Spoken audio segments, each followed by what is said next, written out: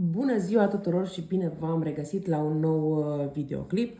O să încep spunându-vă că cei care doresc să asculte etalările în cafea, atât etalările generale cât și cele pe zodii, le veți găsi pe noul canal de YouTube care se numește Citire în zațul de cafea. Deci exact așa se numește canalul, Citire în zațul de cafea. Și acolo veți găsi doar etalări în cafea. Dar să începem cu această etalare. După cum puteți observa, avem două variante. O să vă rog să alegeți una dintre cele două cu care considerați că rezonați cel mai bine. Prima, vin acasă în trupul meu și varianta numărul 2, privesc dintr-o perspectivă superioară. Da? O să vă rog să alegeți varianta care vă atrage. Bun, iar eu voi începe cu prima variantă. Haideți să vedem ce vrea să ne spună această etalare în legătură cu voi și cu situația voastră. Hai să vedem ce vrea să ne spună această etalare în legătură cu voi și cu situația voastră.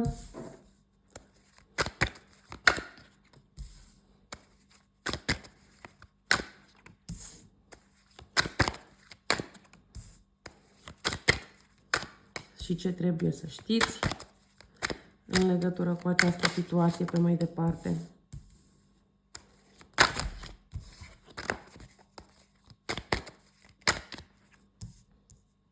Aici văd că avem din start două posibilități. Așa cum am zis, este o etalare generală, nu personală și nu vi se poate potrivi tuturor.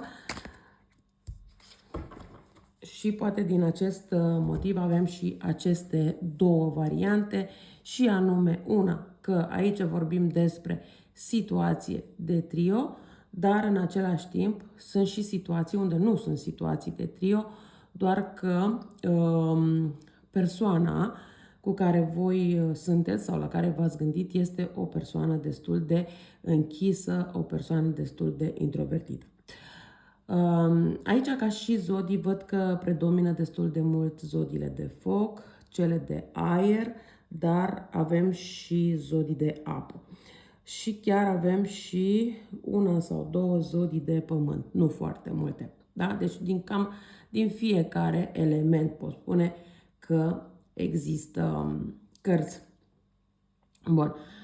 Ce vreau să punctez aici este faptul că această persoană la care voi vă gândiți este o persoană care are destul de multă putere, are destul de multă autoritate.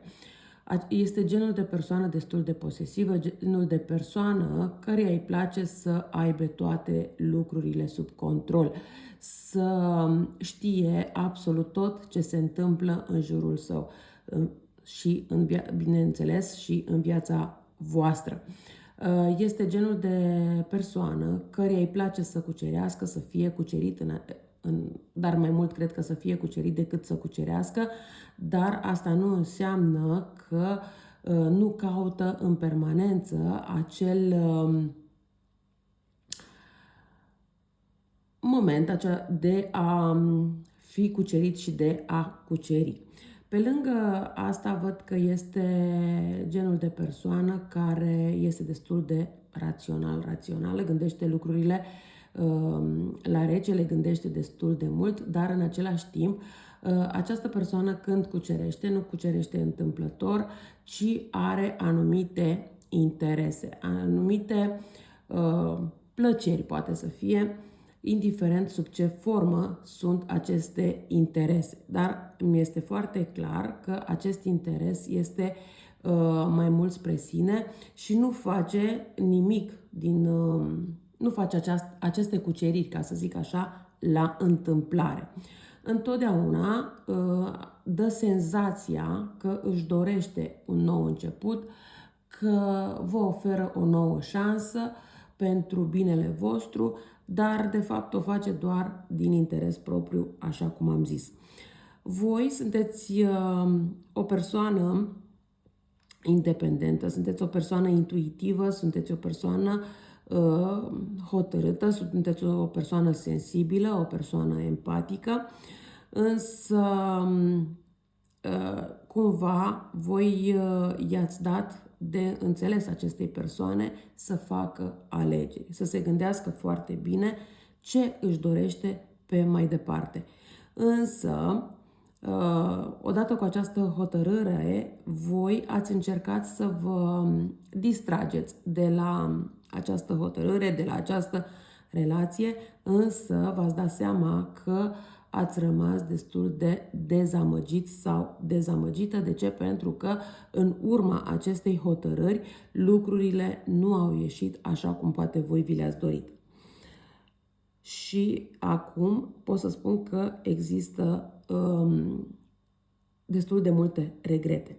Ceea ce este bine în viitorul foarte apropiat este faptul că știți să vă ridicați de jos și viața voastră capătă un nou contur. De ce? Pentru că veți găsi și veți întâlni o nouă persoană dornică de a avea o relație împreună cu voi.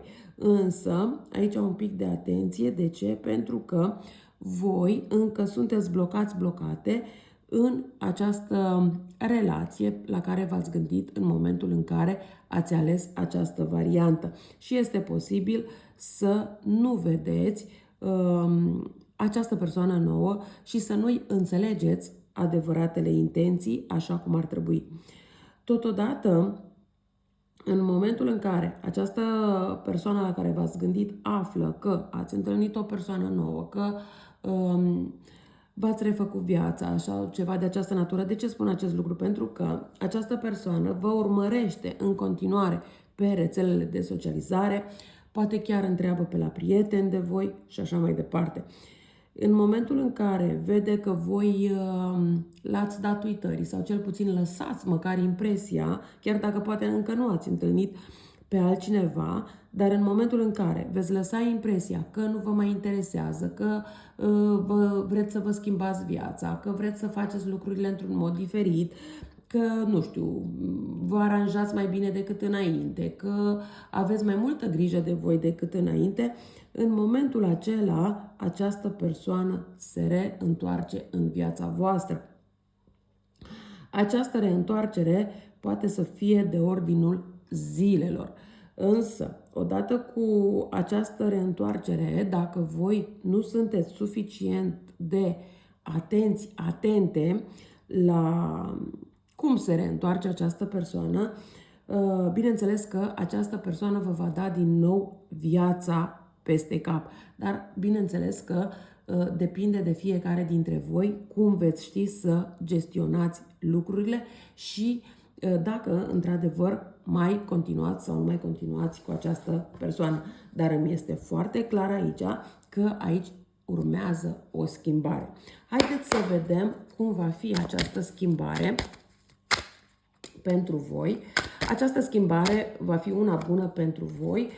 De ce? Pentru că îmi este foarte clar că voi vreți să vă îndreptați spre o persoană care să vă iubească, vreți să vă îndreptați spre o relație care să vă împlinească și nu mai dați atâta importanță acestei persoane din trecut. Aici încă un amănunt.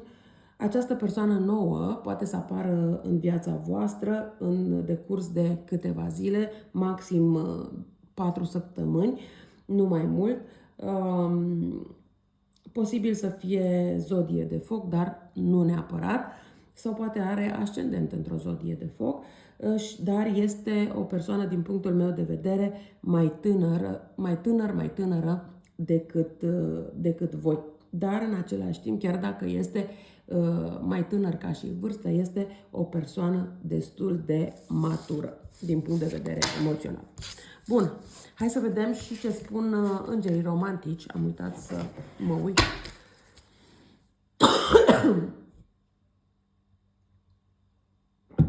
Să vedem ce spun și îngerii romantici. Iar între timp, voi nu uitați, pentru cei care doriți să vedeți cafelele de canal de YouTube, Citire în Zațul de Cafea, da? Bun. situația se va îmbunătăți. Dă frâu liber intuiției pe care tu o ai. Îți faci prea multe griji inutile și meditează, da? Pentru a primi răspunsul.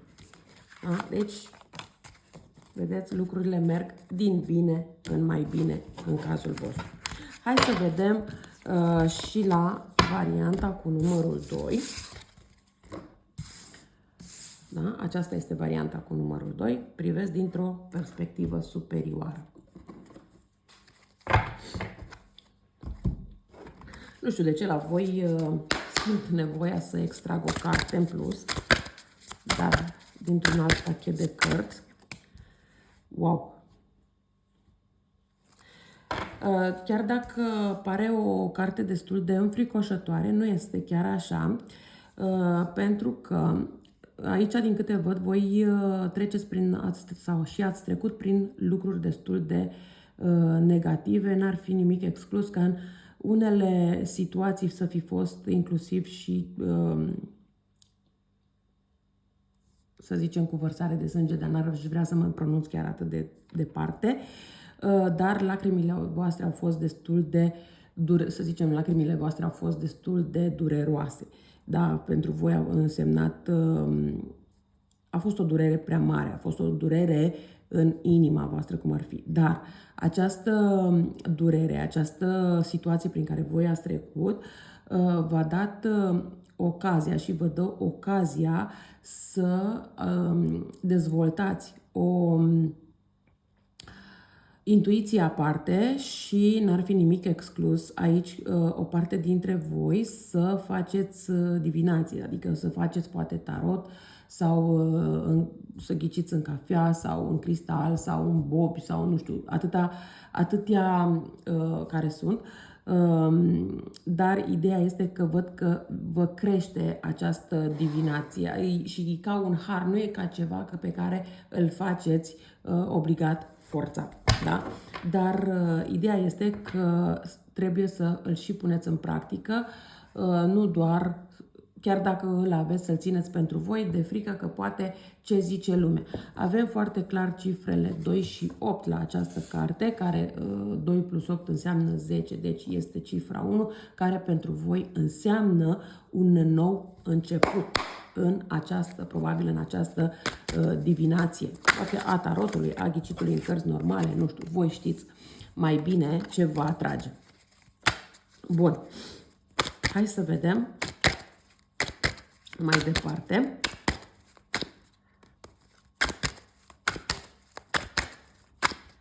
Ce vor să ne spună cărțile în cazul vostru. O să le mut puțin așa, ca să am spațiu.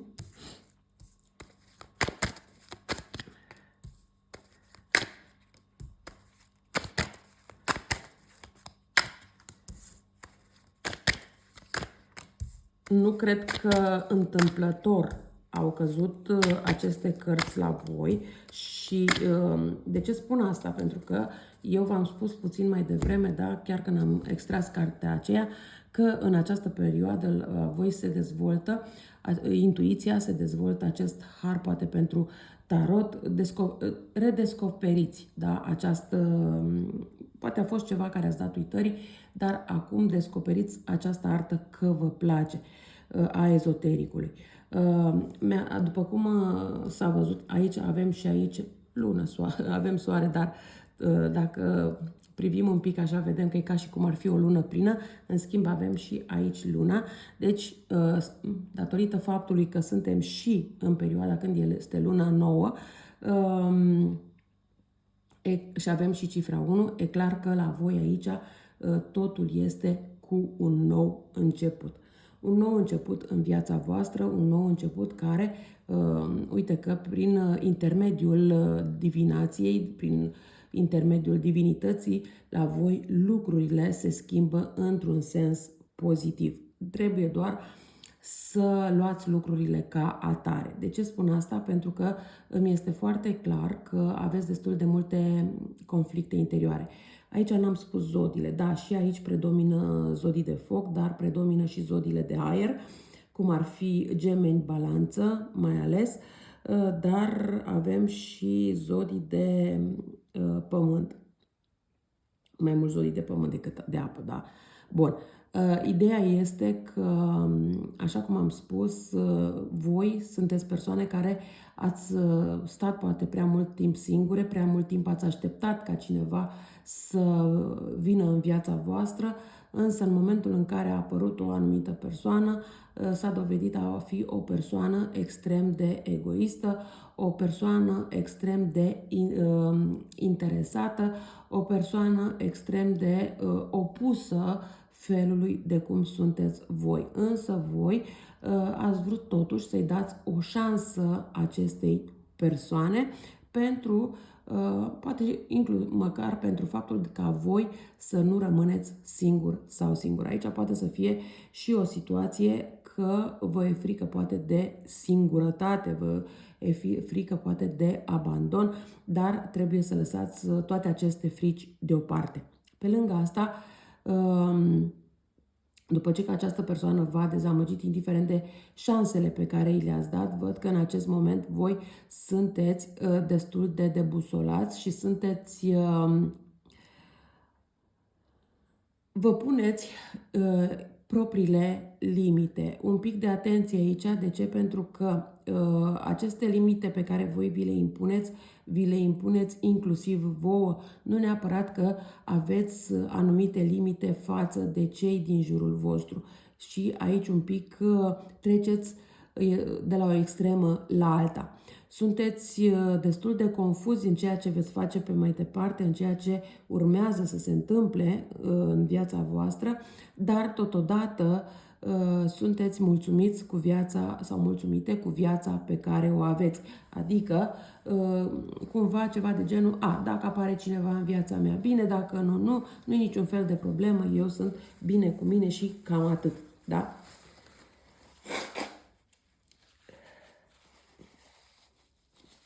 Un pic aici la partea de sănătate.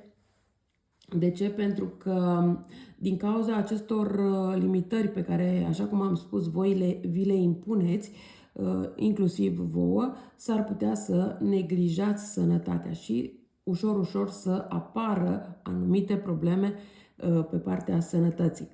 Dar nu durează foarte mult. Eu zic că aici, în cazul vostru, cel mult până în luna iunie, veți întâlni o persoană nouă, o persoană care să vă împlinească. E adevărat că la început nu vă veți deschide prea mult față de această persoană nouă, pentru că nu veți avea suficientă încredere în această persoană, veți considera că și această persoană este la fel ca celelalte, o persoană mincinoasă, o persoană prefăcută, o persoană care nu știe ce vrea și așa mai departe. Dar, ușor, ușor și pas cu pas, această persoană vă va demonstra exact contrariu. Un pic de atenție aici. De ce spun asta? Pentru că este posibil să întâlniți două persoane. Dar atenție la care persoană îi dați, să zicem, exclusivitate. De ce? Pentru că este posibil să vă simțiți mai atras sau mai atrasă exact de persoana care este într-o altă relație. Și mai apoi, după, să oscilați destul de mult în a face alegeri și să nu știți încotro să vă îndreptați, pentru că, de fapt, voi țineți mai mult la cealaltă persoană care, de fapt, nu merită să țineți. Da? Și atunci e un pic... Dar ideea este că și dacă ambele persoane sunt singuri sau singure, tot veți oscila pe care dintre cei doi îi veți alege. Unul va fi mai... un șaten mai închis, iar celălalt un șaten mai deschis. Unul va avea ochi albaștri, celălalt ochi căprui. Cred că la capitolul ochi este exact invers, adică cel mai șaten închis are ochi albaștri și celălalt căprui. Deci e cumva invers situația. Sunt două persoane total diferite, sunt două persoane de caractere diferite, bineînțeles, doar că o să vă atragă mai mult, din punctul meu de vedere, persoana mai șaten deschis. De ce? Pentru că pare o persoană mai stilată, mai educată, ceva de această natură și clar vă atrage puțin mai mult, dar ca și comportament, ca și caracter, cealaltă persoană care este exact opusă este potrivită pentru voi. Hai să vedem ce spun și îngerii romantici în cazul vostru. Hai să vedem ce spun și îngerii romantici în cazul vostru. Gândește pozitiv. Dă libertate la intuiția ta și ascultă-ți intuiția. Roagă-te la îngerii tăi să primești semne și le vei avea. Un moment greșit. Da? Probabil că a fost un moment greșit, nu știu ce a vrut să însemne, ce vrea să însemne asta sau cu ce ați greșit voi, ce ați făcut voi greșit în aceste momente. Poate că în momentul în care ați ascultat această etalare, ați zis, nu cred că se va întâmpla așa ceva, nu cred că va veni un moment bun pentru mine, ceva de această natură. Ați gândit cumva negativ și atunci a apărut și această carte, momentul greșit pentru a gândi negativ. Bun, încearcă un semn, uite încă o dată, da? Pentru că a fost puțin mai devreme cartea roagă-te la îngerii tăi. Probabil că atunci ați gândit că îngerii nu vă ascultă sau ceva de această natură și ați greșit prin această gândire și vă și spun și îngerii, încearcă un semn. Deci este foarte clar că trebuie să aveți mai multă încredere și cere ajutorul altora, da? Al altor persoane sau la alți îngeri, dacă consideri că nu rezonezi cu îngerii la care te-ai rugat până în acest moment. Bun, cam astea au fost informațiile și pentru voi. Nu uitați, dacă doriți să ascultați etalări în ceașca de cafea, intrați pe canalul de YouTube, citiri în zațul de cafea și acolo veți găsi etalările în zațul de cafea. Eu cam atât am avut de spus și pentru voi. Vă mulțumesc că m-ați ascultat și vă doresc o zi cât mai frumoasă. La revedere!